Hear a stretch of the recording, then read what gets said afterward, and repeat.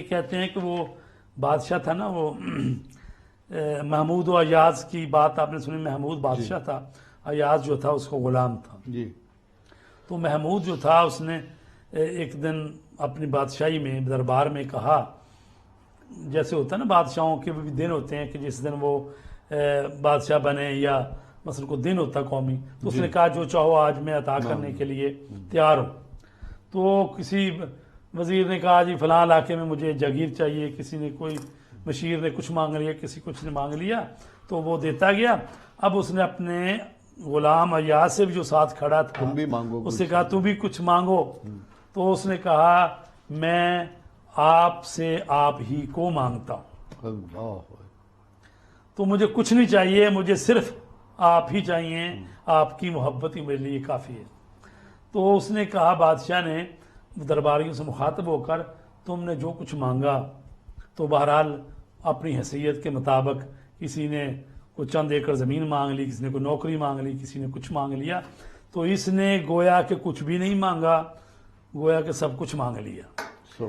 چونکہ جب وہ کہتا ہے کہ مجھے آپ ہی چاہیے، تو چونکہ صاحب اختیار میں ہوں اور میرے ہاتھ میں چیزیں ہیں، تو اللہ تبارک تعالیٰ کے حضور کچھ جو ہوتے ہیں پروردگار، ہمارا سارا سب کا یہی حال ہے، یا اللہ رزق میں اضافہ کر دے، بچے کی نوکری لگ جائے، بچی کا شادی ہو جائے، جو ہمارے مسائل ہوتے ہیں ہم تو وہی مانگتے ہیں نا.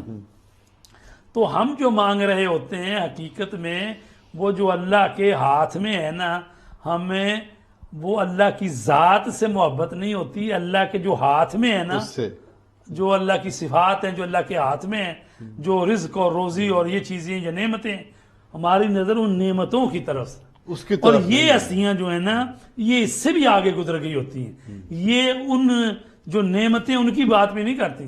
وہ کہتے ہیں کہ پروردگار ہم نہ جنت کے لالچ میں ہیں تیری عبادت کرتے ہیں اور نہ جہنم کے خوف سے، ہم تو تیری عبادت اس لیے کرتے تو لائق عبادت ہے، شکرانے کی عبادت کرتے ہیں. تو یہ ہستیاں اللہ کی ذات کو چاہتی ہیں، اللہ کی صفات اور وہ جو نعمتیں ہیں ان سے یہ آگے نکل گئے ہوں. اسی لیے تو مولا کائنات علی علیہ السلام فرماتے ہیں پروردگار اگر تو مجھے جہنم میں بھی ڈال دے دعائے کمیل میں تو میں وہاں بھی پکاروں گا اینا کنت یا ولی المؤمنین، اور میں وہاں بھی تجھے پکاروں گا. حالانکہ وہ تو وہ ہستی ہے کہ جس کے متعلق رسول پاک نے فرمایا یا علی انت قسیم النار والجنہ، آپ جنت اور دوزخ کو تقسیم کرنے والے ہیں. لیکن ان کی ایمان کی حالت یہ ہے کہ وہ فرماتے ہیں کہ اللہ تبارک تعالیٰ جو کرتا ہے عادل کرتا ہے، تو پروردگار اس دل میں تیرے غیر کی محبت آ نہیں سکتی، تو جہاں رکھے میں راضی ہوں اس پر، تو جہاں رکھے. تو یہ کون کہہ سکتا ہے؟ یہ وہی ہستیاں کہہ سکتے ہیں. جیسے کہ مولا حسین فرماتے ہیں پروردگار، کربلا میں وہ اشعار ہیں ان کے، فرماتے ہیں پروردگار یہ دل تیری جانب ہے، تو اب یہ میں نے تیری محبت میں اپنی اولاد کو، اہل کو، سب کو چھوڑ دیا، وطن چھوڑا، بیوی بچے چھوڑے، اولاد چھوڑی، ہر چیز کو چھوڑ دیا. اگر میرا جسم ٹکڑے ٹکڑے بھی ہو جائے تو تیرے سوا کسی اور کی طرف یہ دل مائل ہونے والا نہیں ہے. تو وہ فرماتے ہیں جس نے اللہ کو پا لیا اس نے سب کچھ پا لیا، اور جس سے اللہ ناراض ہو گیا اس کو سب کچھ بھی اللہ دے دے نا نعمتیں. دیکھیں اللہ نے کس طرح سے وہ فرعون کو، نمرود کو، یہ تو ان کو آخر میں تباہ کیا نا جب انہوں نے خدائی کا دعوت کر لیا، وَإِلَّا ان کو کون سی نعمت نہیں دی تھی، اتنی بڑی بڑی بادشاہیاں ان کو دی تھی کہ مخلوق ان کے سامنے تابع تھی. لیکن چونکہ جب انسان جو ہے نا وہ اپنے آپ کو بے نیاز سمجھنا شروع کر دیتا ہے نا، قرآن مجید میں ہے ان الانسان لیطغی ان رآہ استغنی، انسان بغاوت پر اتر آتا ہے جب اپنے آپ کو بے نیاز سمجھنا شروع کر دیتا ہے، جب کہتا ہے مجھے کوئی پرواہ نہیں، میرے پاس ہر چیز ہے، تو لہٰذا وہ اللہ کی بھی ماننے سے انکار کر دیتا ہے، یطغی بغاوت کرتا ہے. تو لہٰذا ان لوگوں کو تھوڑی نعمتیں دی ہیں اللہ نے. تو امام حسین علیہ السلام جو ہیں، اکبر یہی ایک واقعہ ہمیں شام کے دربار میں بھی ملتا ہے جی، کہ جب اس ملعون نے کہا امام سجاد علیہ السلام سے کہ آپ پہ یہ مصیبتیں اور یہ سب کچھ جو ہے جی، یہ اللہ کی طرف سے ہیں، تو آپ نے کہا ہم اس پہ بھی راضی ہیں. جی امام جی ہاں، سجاد علیہ السلام نے امام زین العابدین علیہ السلام نے وہاں بھی، اور جب وہ آپ آئے ہیں مدینے میں، اور اس پر بھی کہا حمد اس پروردگار کی کہ جس نے ہمیں اتنی بڑی مصیبتوں امتحان سے آزمایا ہم اس پر اور بھی ہم راضی اس پر پورے اترے. ہاں، تو لہٰذا وہ تو اللہ کی دی ہوئی یہ جو امتحانات ہیں ان پر وہ پورا اترتے ہیں، شکر ادا کر. اور وہ تو ایسی منزل پہ ہوتے ہیں کہ تیری قضاء و قدر پہ ہم راضی ہیں. یعنی جو بھی کچھ تو بھیج رہا ہے وہ تو کہہ رہے ہیں کہ یہ بلکہ ما رائی تو الا جمیلا. امام حسین علیہ السلام کی بہن جناب زینب کبریٰ سلام اللہ علیہ فرماتی ہیں ما رائی تو انہو الا جمیلا، ہم نے تو جو کچھ اللہ سے دیکھا جمیل ہی جمیل ہے. مطلب یہ حوصلہ کہ 18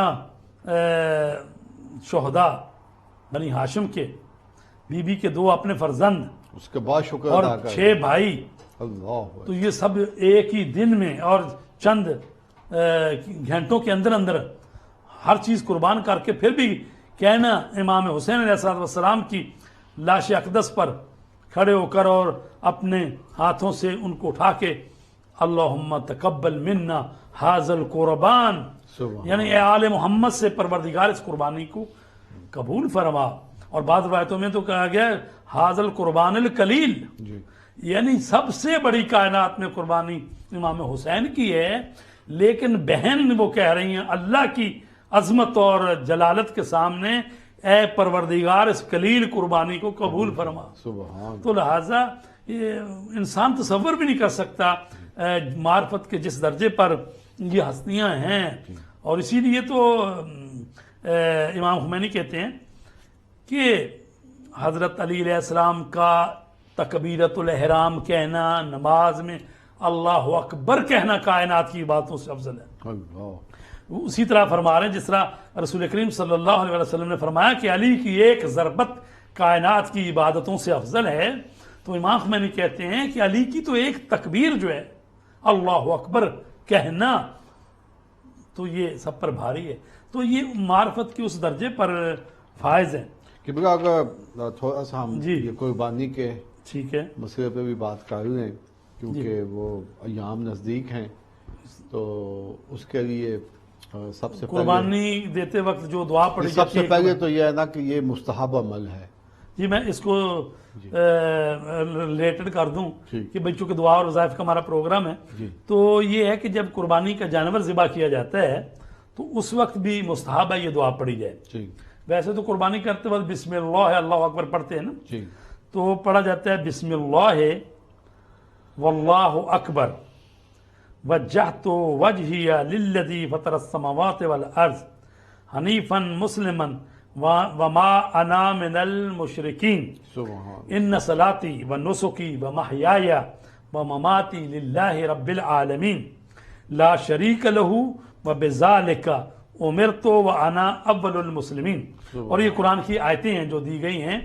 اور امیر المومنین علی علیہ السلام نے فرمایا کہ ذبح کے وقت یہ دعا پڑھا کرو سبحان. جب جانور ذبح کرو. اور یہ بھی مستحب ہے انسان قربانی دے تو اپنے ہاتھ سے ذبح کرے. اگر اپنے ہاتھ سے نہیں کرنا ذبح کرتا تو پھر جو ہے نا ایک شیعہ مومن جو ہے وہ اس کو ذبح کرنے چاہیے.